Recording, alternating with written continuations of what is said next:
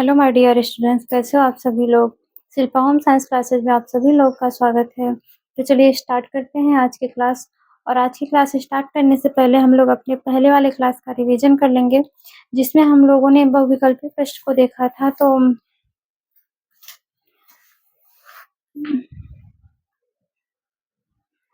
आप लोग बहुविकल्पी प्रश्न देख लीजिए, सब में टिक लगा हुआ है।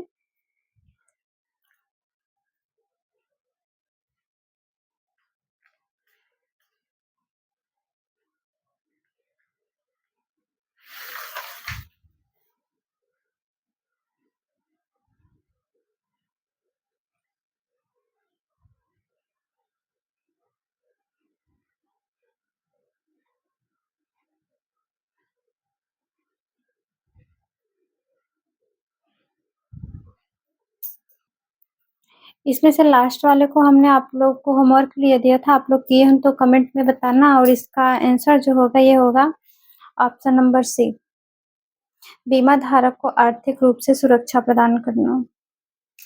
तो चलिए आज की क्लास देखते हैं हम लोग। आज की क्लास में हम लोग दीर्घोत्तरीय या विस्तृत प्रश्न को करने वाले हैं।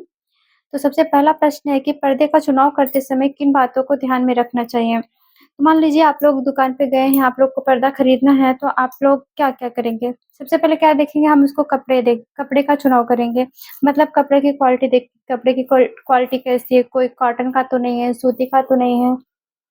मतलब कुछ कपड़े ऐसे होते हैं जो धोने के बाद सिकुड़ जाते हैं, या होता है उसमें दाग धब्बे ज़्यादा अच्छे से पता चल जाते हैं, ज़्यादा खराब हो जाते हैं, जल्दी खराब हो जाते हैं। तो ये सारी बातें हमें ध्यान में रखनी होती है, इसलिए हम सबसे पहले क्या देखेंगे, कपड़े की क्वालिटी देखेंगे। इसके बाद हम दूसरे नंबर पे क्या देखेंगे, कमरे की सज्जा का ध्यान। मतलब हमारा कमरा छोटा है कि हमारा कमरा बड़ा है, मतलब उसका पेंट कैसा है। मतलब कभी-कभी क्या होता है, कमरे का पेंट जैसा होता है और फिर पर्दा मतलब ऐसा रंग का होना चाहिए ताकि अच्छा और आकर्षक दिखे हमारा रूम। तो अगर छोटा कमरा है, बड़ा पर्दा लगा देंगे, या बड़ा कमरा है, छोटा पर्दा लगाएँगे, तो उसमें जो प्रिंट होती हैं, ये सारी चीज़ें क्या हैं, अच्छे से हम कंबाइंड नहीं होंगे तो अच्छा नहीं दिखेगा। तो इसलिए क्या होता है कि हम देखते हैं कि मतलब अगर हमारा कमरा छोटा है तो पर्दे पर छोटे-छोटे डिज़ाइन और फ्लावर जो भी प्रिंट हो वो छोटे-छोटे बने। अगर कमरा बड़ा है तो पर्दे पे जो प्रिंटिंग डिज़ाइन हो वो बड़ा साइज़ का हो। फिर हम तीसरे नंबर पे क्या देखेंगे, कमरे का आकार देखेंगे। फिर क्या होगा, खिड़की या दरवाज़ों का आकार देखेंगे। मतलब हमारी खिड़की या दरवाजे का आकार कैसा है, ताकि वो साइज़ बराबर से आ जाए, छोटी-बड़ी ना हो। फिर हम देखेंगे धुलाई की विधि। कभी-कभी क्या होता है कि कोई पर्दा होता है, उसको हम पानी वाले सोडा, सर्फ़ में डाल के नहीं धो सकते हैं। उसको हमें क्या करता है, ड्राई क्लीनिंग के लिए देना पड़ता है। जैसे जो बहुत ज़्यादा सॉफ्ट होते हैं कपड़े, जैसे रेशम हो गया, ऐसे कपड़े से बने पर्दे क्या होते हैं, ड्राई क्लीनिंग में किए जाते हैं। तो पर्दा वग़ैरह ये सब हम लोग ड्राई क्लीनिंग के लिए ज़्यादा दे नहीं सकते, क्योंकि कॉस्टली पड़ जाएगा हमें। इसलिए हमें ऐसी पर्दे का चुनाव करना होगा जो क्या हो, आसानी से धुलने में आसानी हो। फिर क्या हो, सिकुड़न का ध्यान। मतलब ऐसा होगा कि कभी-कभार क्या होता है, पर्दे एक बार धुलते हैं, 2 बार धुलते हैं, क्या होते हैं, वो खराब हो जाते हैं, सिकुड़ जाते हैं। तो इसका भी ध्यान रखना चाहिए हमें। फिर क्या, कपड़ों का रंग, कपड़ों का मजबूत व टिकाऊपन, ये सारी चीज़ें क्या हैं, हमें पर्दे खरीदते समय ध्यान में रखनी चाहिए। मतलब कि हम जब भी पर्दा खरीदेंगे तो हम कपड़े का चुनाव करेंगे, फिर कमरे की सज्जा का अपने ध्यान रखेंगे, फिर उसका आकार कैसा है, पर्दे पर प्रिंटिंग कैसी है, पर्दे का कलर कैसा है, उसका कपड़ा टिकाऊ है कि नहीं है, उसका रंग कैसा है, कहीं ऐसा तो नहीं है कि पर्दे को 1 बार 2 बार धुलने के बाद क्या उसका कलर जो है वो उतर जाए, या कलर मतलब जब उड़ जाता है तो वो भी अच्छा नहीं लगेगा। और ये सारी चीज़ें क्या करेंगे, हम देखेंगे, इसके बाद ही पर्दा खरीदेंगे। फिर हमारा अगला प्रश्न है कि आय तथा व्यय का संतुलन बना रहे, इसके लिए आप क्या करेंगी? या इसी प्रश्न को इस तरीके से पूछा जा सकता है कि गृह व्यय में मितव्ययता करने के उपाय लिखिए। या इसको ऐसे भी पूछा जा सकता है कि गृहिणी मितव्ययता में किस प्रकार सहायता कर सकती है।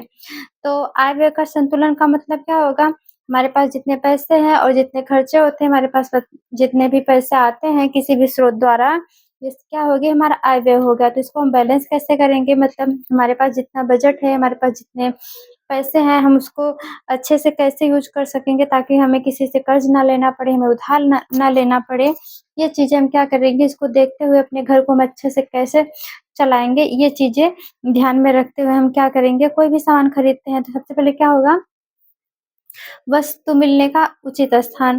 कहने का मतलब ये है हम कोई भी सामान खरीदें तो ऐसी जगह से खरीदें जहाँ पे हमें ठीक-ठाक भाव में अच्छी क्वालिटी का सामान मिल जाए। जैसे क्या होगा आप लोग तो सामान जब भी कोई खरीदते होंगे तो जानते ही होंगे कि हम जब भी कोई भी सामान लेते हैं, जब हम थोक में लेते हैं, कहने का मतलब जब हम इकट्ठा सामान लेते हैं, तो क्या होता है हमें हमें फ़ायदा होता है।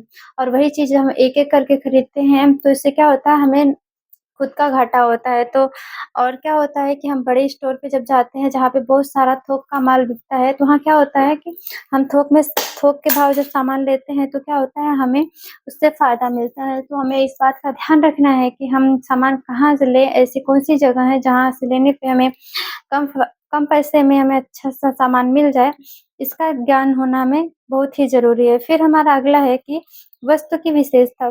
कहने का मतलब ये है कि हम जो भी सामान खरीदें उसकी क्वालिटी क्या है, पहले हम उसकी क्वालिटी को ध्यान रखें। ऐसा नहीं है कि सामान सस्ता है तो फिर उसकी क्वालिटी खराब हो तो क्या ही मतलब होगा। एक ही बार थोड़ा कुछ ज़्यादा पैसे लेके सामान लें लेकिन उसकी क्वालिटी अच्छी होनी चाहिए, इसका भी हमें ध्यान रहना चाहिए। तो फिर ऐसा तो नहीं है कि हर जगह जहाँ पैसे ज़्यादा लगते हैं वहाँ सामान अच्छा ही मिलता होगा। तो इसीलिए हमें अपने अपने मतलब जो हमारा अनुभव हो उसके हिसाब से देखें कि हाँ, इसकी सामान की क्वालिटी क्या है। फिर हमारा अगला है कि तुलना करने की योग्यता।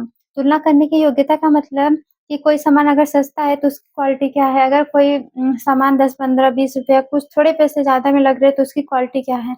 हम पहले क्वालिटी को ही सबसे पहले देखेंगे, पैसे को बाद में देखेंगे कि हाँ, पैसा कितना लग रहा है।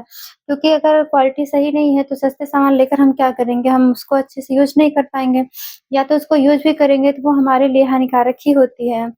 तो इस चीज़ का हमें ध्यान रखना होगा। फिर हमारा अगला है कि मोल-भाव करने की योग्यता। आप लोग देखते ही होंगे जब फेरी वाले आते हैं गाँव में या हम दुकान पे जाते हैं तो हर दुकान वाले, हर फेरी वाले यही करते हैं। हमारा सामान जितने का रहता है उससे कुछ न कुछ पैसे ज़्यादा ही बताते हैं। तो हमारे पास ये होनी चाहिए कि हाँ, हम उस पैसे को मतलब उस सामान को देख के, उसकी क्वालिटी को देख के ये जान सकें कि इसका मतलब प्राइस कितना होना चाहिए, इसकी वैल्यू कितनी होनी चाहिए।